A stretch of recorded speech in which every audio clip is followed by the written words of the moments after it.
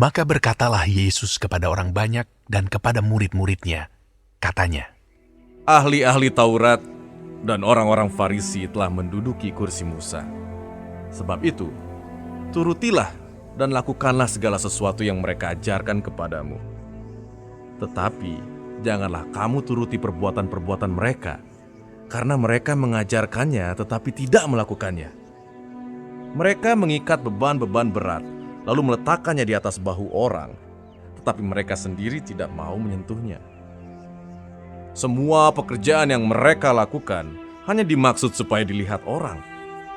Mereka memakai tali sembahyang yang lebar dan jubah yang panjang. Mereka suka duduk di tempat terhormat dalam perjamuan dan di tempat terdepan di rumah ibadat. Mereka suka menerima penghormatan di pasar dan suka dipanggil rabi. Tetapi kamu, janganlah kamu disebut rabi, karena hanya satu rabimu dan kamu semua adalah saudara. Dan janganlah kamu menyebut siapapun bapa di bumi ini, karena hanya satu bapamu, yaitu Dia yang di sorga. Janganlah pula kamu disebut pemimpin, karena hanya satu pemimpinmu, yaitu Mesias. Barang siapa terbesar di antara kamu, hendaklah ia menjadi pelayanmu. Dan barang siapa meninggikan diri, ia akan direndahkan. Dan barang siapa merendahkan diri, ia akan ditinggikan. Celakalah kamu, hai ahli-ahli Taurat dan orang-orang Farisi. Hai kamu orang-orang munafik, karena kamu menutup pintu-pintu kerajaan sorga di depan orang. Sebab kamu sendiri tidak masuk, dan kamu merintangi mereka yang berusaha untuk masuk. Celakalah kamu, hai ahli-ahli Taurat dan orang-orang Farisi.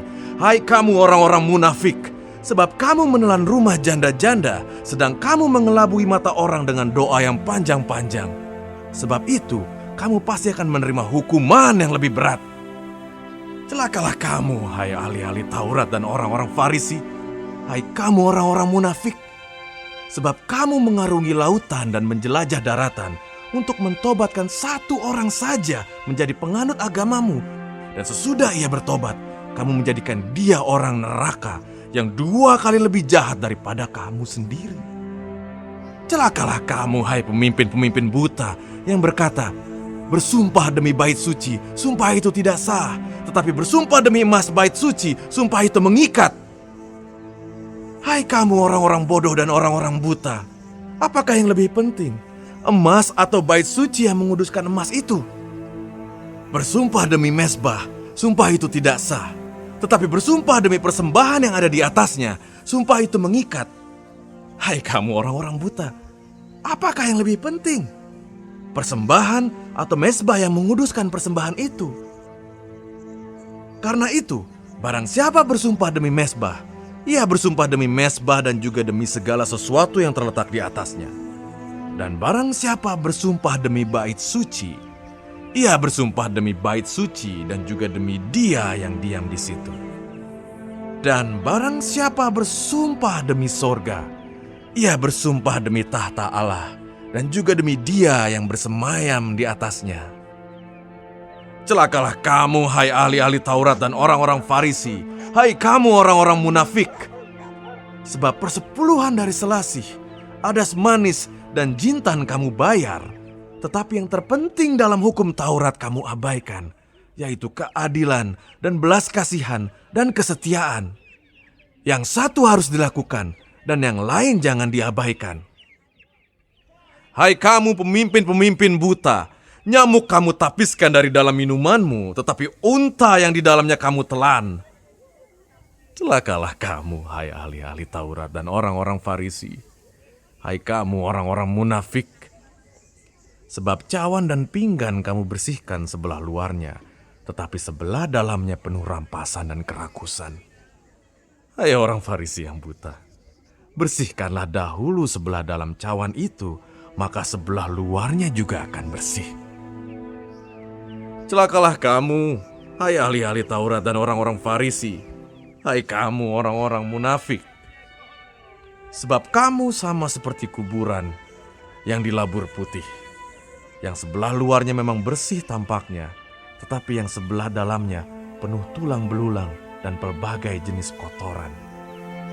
Demikian jugalah kamu, Di sebelah luar kamu tampaknya benar di mata orang, tetapi di sebelah dalam kamu penuh kemunafikan dan kedurjanaan. Celakalah kamu, hai ahli-ahli Taurat dan orang-orang Farisi.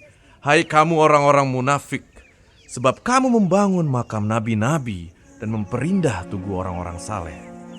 Dan berkata, jika kami hidup di zaman nenek moyang kita, tentulah kami tidak ikut dengan mereka dalam pembunuhan nabi-nabi itu. Tetapi dengan demikian, kamu bersaksi terhadap diri kamu sendiri bahwa kamu adalah keturunan pembunuh nabi-nabi itu. Jadi, penuhilah juga takaran nenek moyangmu.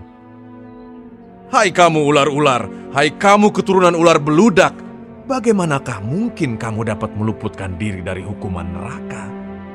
Sebab itu, lihatlah, aku mengutus kepadamu nabi-nabi, orang-orang bijaksana dan ahli-ahli Taurat. Separuh di antara mereka akan kamu bunuh dan kamu salibkan, yang lain akan kamu sesah di rumah-rumah ibadatmu dan kamu aniaya dari kota ke kota, supaya kamu menanggung akibat penumpahan darah orang yang tidak bersalah, mulai dari Habel, orang benar itu, sampai kepada Zakaria anak Berekhya, yang kamu bunuh di antara tempat kudus dan mezbah. Aku berkata kepadamu, sesungguhnya semuanya ini akan ditanggung angkatan ini. Yerusalem, Yerusalem, engkau yang membunuh nabi-nabi dan melempari dengan batu orang-orang yang diutus kepadamu. Berkali-kali aku rindu mengumpulkan anak-anakmu, sama seperti induk ayam mengumpulkan anak-anaknya di bawah sayapnya. Tetapi kamu tidak mau. Lihatlah, rumahmu ini akan ditinggalkan dan menjadi sunyi. Dan aku berkata kepadamu, mulai sekarang, kamu tidak akan melihat aku lagi. Hingga kamu berkata, diberkatilah dia yang datang dalam nama Tuhan.